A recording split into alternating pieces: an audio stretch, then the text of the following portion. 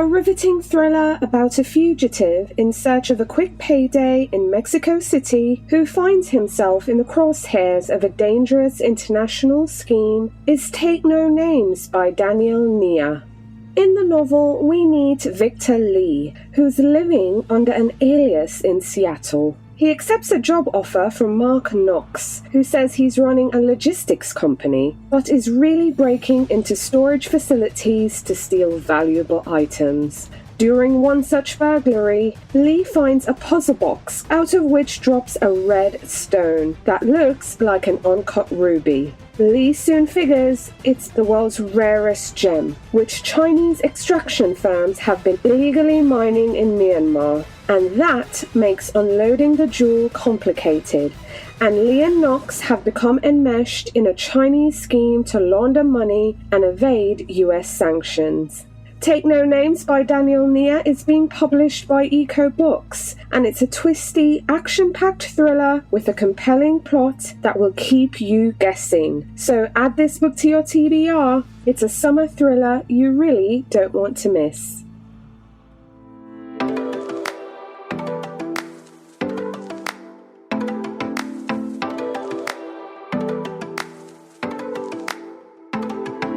Welcome to The Reader's Couch, a podcast that brings you lively conversations with some of your favourite authors and bookish personalities.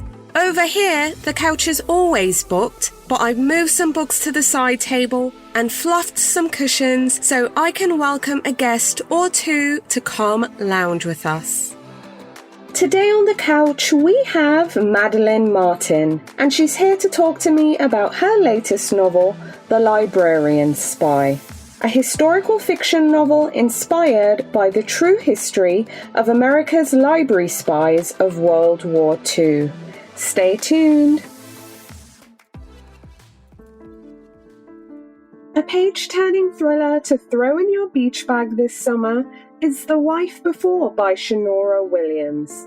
In The Wife Before, we meet Samira Wilder, a young woman who's down on her luck. But her life changes quickly when she meets a wealthy, handsome, and caring man named Roland Graham. Soon, they're married, and Samira can't wait to make a fresh start as the second Mrs. Graham. As Samira settles into the mansion she now calls home, she's blissfully happy until she discovers long-hidden journals belonging to Roland's late wife Melanie, who died in a tragic accident. But with each dusty page, Samira comes to realize that perhaps it was no accident at all. Determined to uncover the truth of Melanie's troubled last days, Samira realizes that her perfect husband is not as perfect as she thought. But the truth is not always what it seems. The Wife Before is a sexy, twist-filled psychodrama reminiscent of the classic Gothic tale Rebecca. And it's the perfect book to read this summer. The Wife Before by Shonora Williams is being published by Kensington Books, and it's a twisty thriller you really don't want to miss. Hi readers, welcome again to The Reader's Couch. I'm your host, Victoria Wood, and here on the couch with me is a New York Times bestselling author of historical fiction and historical romance. But she's here to talk to me about her latest novel, The Librarian Spy. Please welcome to the couch, Madeline Martin. Hey Madeline. Hey Victoria, it's so great to be here. Thank you so much for having me. Yay, I'm thrilled to have you here on the couch. Can't wait to talk about The Librarian Spy. But before we get into it, I want to gauge your excitement. I mean, on a scale of 1 to 10, how are you feeling? How excited are you? Oh, wow. I'm so thrilled to have this book come out. I got to go to Lisbon, Portugal, and Lyon, France, and also actually DC as well to see the Library of Congress when doing research for this. And so this book was just so completely alive in my head. And thinking about this book going out there and everybody being able to read it, oh, I'm super excited. Yay! I'm so excited to hear that too, because I'm excited about your book and I want to get readers excited about it as well. So I want them to hear it straight from you. Tell us about your novel, The Librarian Spy, and what can readers expect going in? So with The Librarian Spy, I have 2 heroines in this book, which is a little bit different than my last one. One is actually an American spy who works for the Library of Congress. And those spies were actually sent over to Lisbon, Portugal, and other neutral areas to gather intel on the Axis, which is the Nazis and all of their allies. And so basically they would go through and they would look at all of the publications that were being there, not just from Portuguese ones, but you had publications that were coming from all over the world as the refugees were sort of congregating in Portugal as it was their last place to escape Nazi-occupied Europe. So there were a lot of refugees, there were a lot of spies. In fact, Casino Royale, so 007's Casino Royale actually was based off of the life of spies in Portugal during that time. And so the other heroine is a woman who is in Lyon, France. She is with the French Resistance, and she works making underground publications for the newspapers that were distributed. She's also she's loosely based off of a real woman who actually existed during World War II as well. And so she puts a secret code into a publication, and that's how it gets into the hands of my American librarian in Lisbon, Portugal.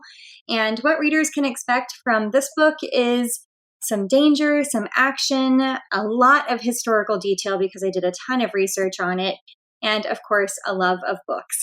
Amazing. So tell us about these two women, because the novel revolves, like you said, it's a dual perspective. We get Ava and Elaine. So Ava, I'm going to start with her first. She's a librarian at the Library of Congress. She's just going to have a regular old job, just quiet, routine.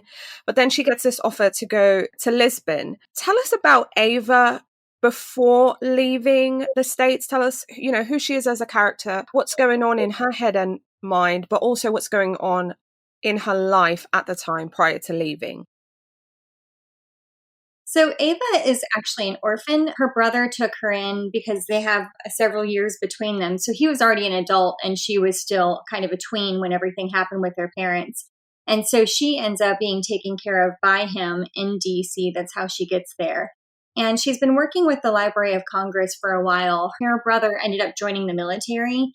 And so he actually is off at war right now. And she is in DC working at the library, but also doing whatever she can in the war efforts to help her brother come home sooner, basically help the war be over faster. So she's working with the Red Cross.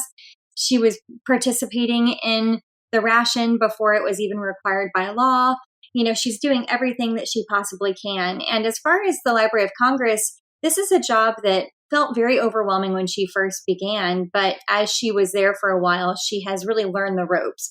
And she really takes pride in the fact that she has so much knowledge of being in the Library of Congress. And so when she gets the opportunity to become a librarian spy, basically it's called the IDC. But so when she gets the opportunity to go to Lisbon, Portugal and do something to really help with the war effort, she does take advantage of the opportunity, but she also is very anxious about it because she really doesn't know very much about Portugal.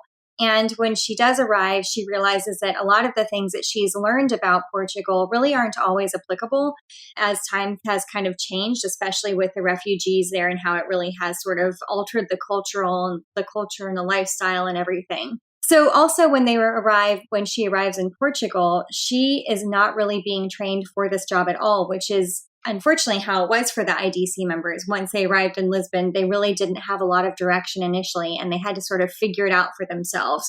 So she is a spy, but she is certainly no 007. She is probably what would be me, or maybe, like the average person or whatever who got sent over and had to sort of fake it till you made it or spy work. Right, absolutely.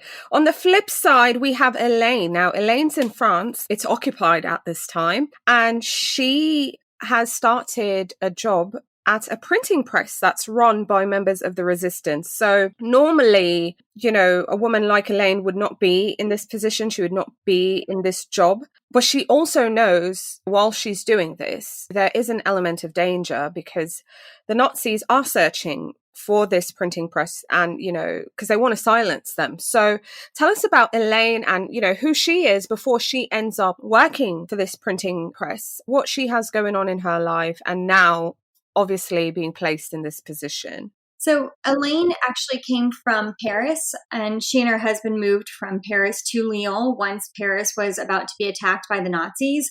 And initially they worked together with some resistance efforts with kind of making some little, they're called tracts, which are like little posters to resist the Nazis, where they would just say, things against their oppressors.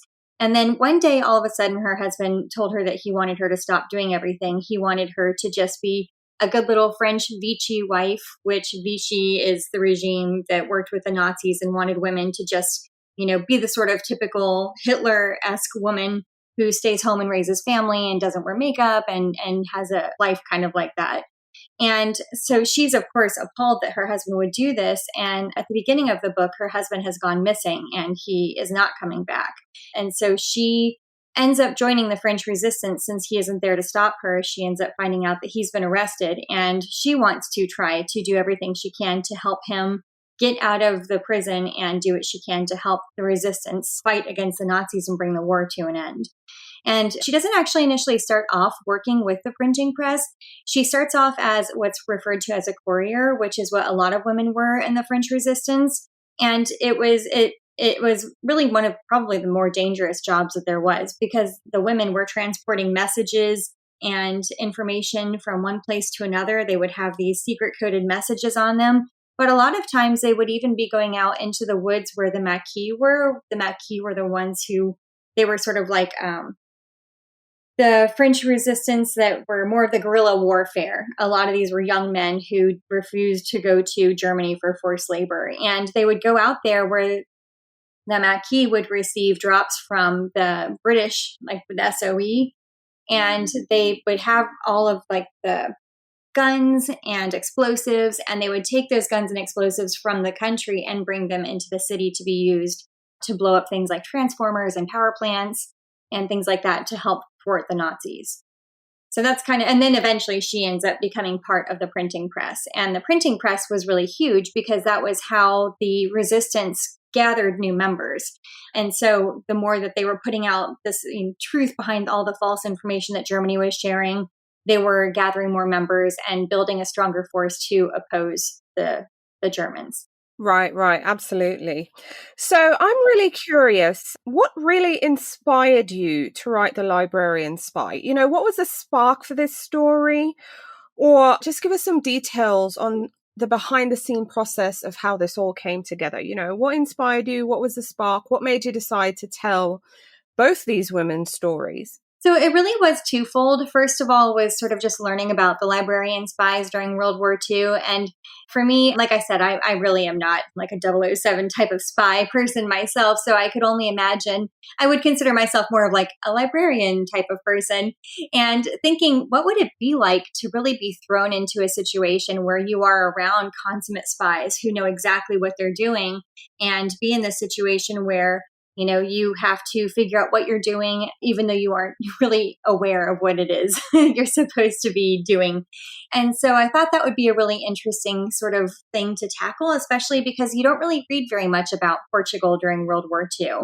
So I started kind of looking into the research, and it sounded like something really interesting to delve into, because I really genuinely love doing research. And I thought that, it was a challenge. And so when I was doing research at one point, I happened to come across a woman named Lucienne Guzniak, who is the woman who Elaine is loosely based off of. And I thought she just sounded like such an incredible woman. Her story was just absolutely amazing. And the fact that she was a real person, it just really blew my mind.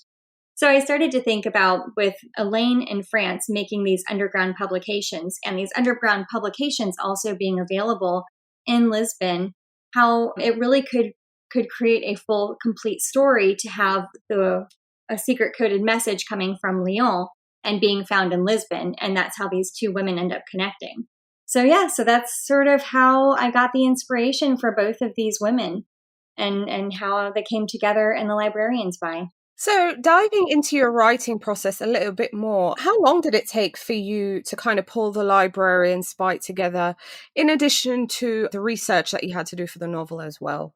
So it took about 10 months worth of research, and that did include, like I said, traveling to DC, to Lisbon, and to Lyon, because I also did have to do research in America during World War II as well, since it does open up with Ava in America.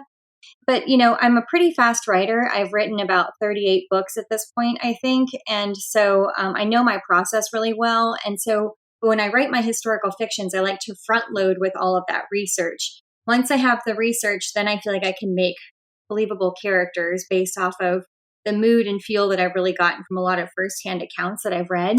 And then I compose the plot based off of actual historical events and how I believe my characters would react to those events.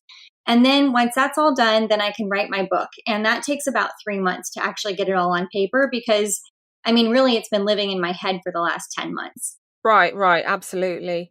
So, like you mentioned, like you've been doing this for some time now. You've previously written quite a few books. You do historical fiction, as in traditional historical fiction. You also do historical romance. My book that I read from you prior to The Librarian Spy was The Last Bookshop in London. That one came out last year, which I absolutely adored. But how would you say it was similar to or different from writing this book, The Librarian Spy?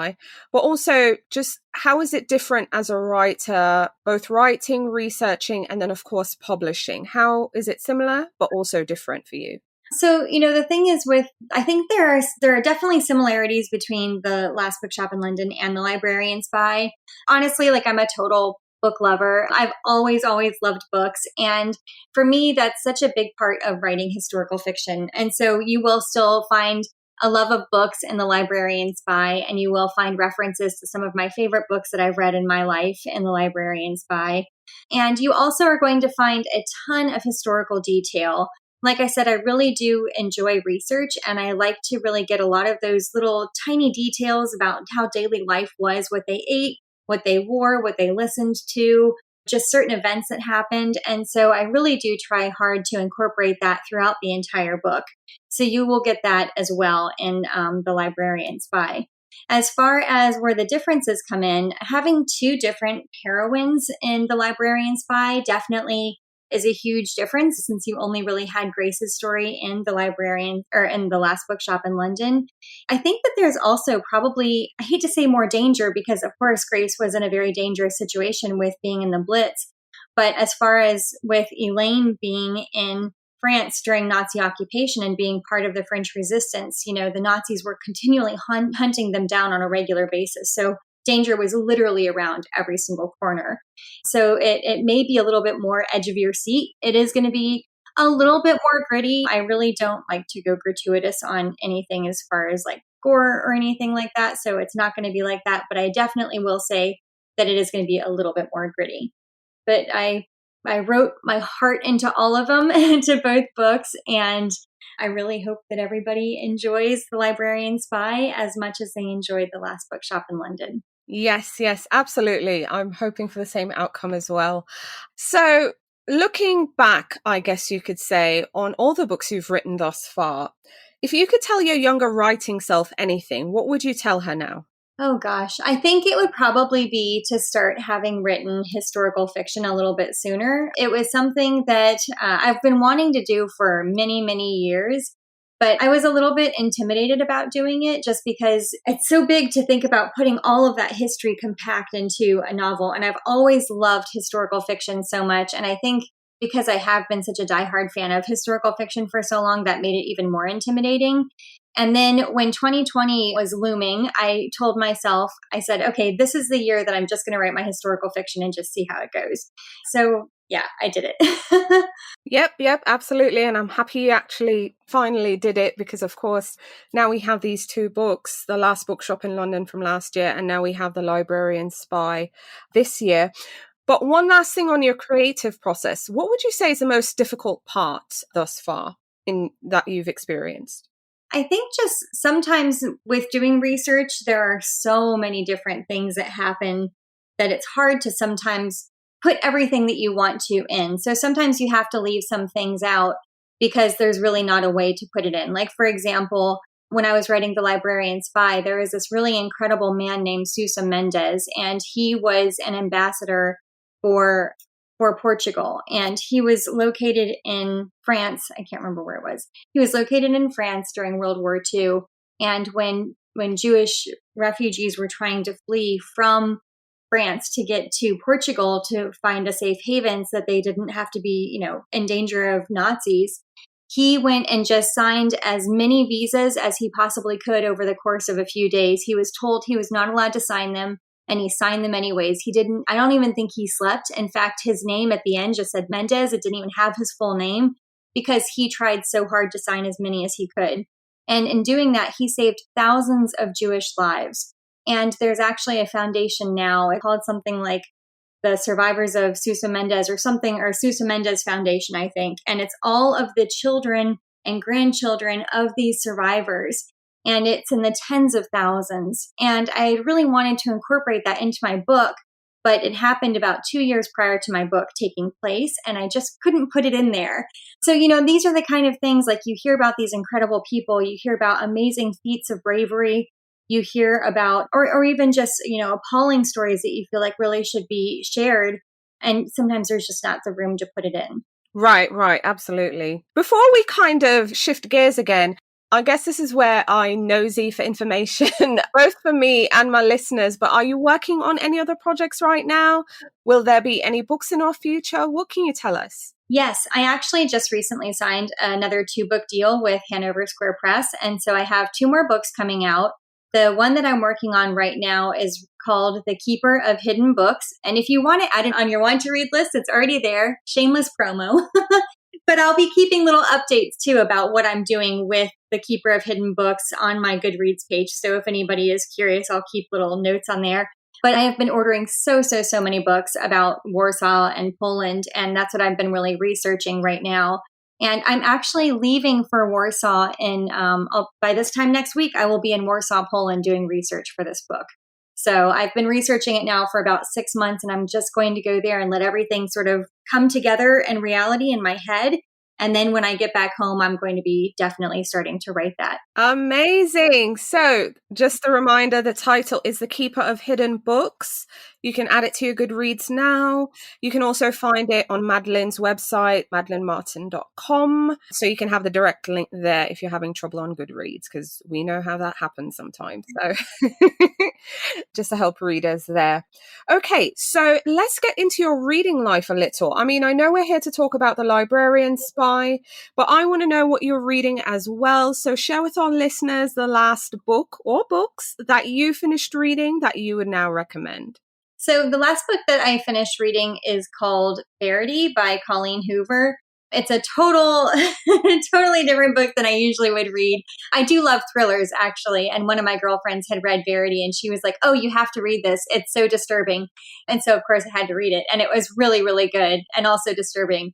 But I highly recommend it if nobody has read it yet. I thought it was really, really well written and very fascinating. I couldn't put it down. So right now, I'm currently reading Bloomsbury Girls by Natalie Jenner, and it is so incredibly good. It actually comes out, I believe, next week. I think it's like May 12th or something along those lines, but I'm really, truly enjoying it. And I love the interaction with a lot of famous authors like Daphne du Maurier, and it really is just a really lovely read. So historical fiction readers will absolutely love it, especially I think people who enjoyed The Last Bookshop in London and the book love aspect of it will enjoy this as well. Awesome. So what books are you looking forward to reading in the year ahead? Because we love adding books to our TBR. So what books are on yours? Well, I did just buy Diamond Eye by Kate Quinn, so I'm looking forward to reading that one. And I'm really looking forward to reading The Girls in Navy Blue by Alex Rickloff. It really sounds so good. It's basically about 3 friends who joined the Navy during World War I. And it just sounds like a really fascinating read with a lot of great details. And I confess I don't know as much about World War I as I do about World War II. So it's an interesting topic for me to read. I think that's one of the things I love so much about historical fiction is that, you have the brain candy of reading a really wonderful, like, fictional story, but then you also have the fabulous aspect of the historical detail in there as well. So that's one that I'm really looking forward to reading. Awesome. So in addition to loving books and authors and just everything literary, we love our bookshops. We love our indie bookstores. So share with our listeners your favorite local indie. So there's a place in Fernandina Island, Florida, and it's called Story and Song. And the owners are just absolutely delightful people. And they do this fun literacy lunch where they will have all of the food sort of be themed off of the author's book while the author is giving a talk about their books. And it's really such a very neat concept. They also support local artists as far as musicians. And so they'll have like songs and everything that are there. They have this cute little cafe. So when you walk in, everything smells amazing. And all of the food that the owner, Donna, cooks is just absolutely delicious. And it's so cute. They have this beautiful art on the walls outside and like a lovely little dining area outside in a shaded alcove. And of course, tons of amazing books. And they even have a book of the month club, which I thought was really cool. So you could even, like, if somebody signed up for that, then they would get sent the book of the month every single month. And you kind of, that's always kind of fun because it may not be what you usually read. And that could be just what you need sometimes. You just don't realize it. Yep, absolutely. So kind of getting back to the Librarian Spy and wrapping things together. I mean, I know you've done your job as the author, you've written the book, you've given it to us, and now it's up to readers to kind of make the final decision. But when readers turn the last page, what are you hoping readers might feel or think, or what thoughts are you hoping for, or reactions you're hoping readers might have? Well, I'm hoping that readers really do come away with it with an appreciation for what the refugees had to endure while they were in that interminable waiting game in Portugal. I think a lot of people don't really know about that. And even just the amount of work that so many of the spies in Lisbon really did do to try to help as much as they could with ending the war efforts. So I think that those things and just really even how incredibly wonderful and gracious the people of Lisbon and Portugal in general were and welcoming people into Lisbon and helping them like have food and making sure that they were well taken care of while they were waiting to be able to escape somewhere else. Also, really, I think that just sort of the dichotomy between a neutral country and a country that was Nazi occupied during that time. I think that is really something that I want people to come away with sort of having an appreciation for as well. Yeah, I mean, I think that's probably the main thing. Absolutely. Well, Madeline, thank you so much for coming on the show and speaking with me. It's been an absolute pleasure. Thank you so much for having me. It's been so great getting to chat with you.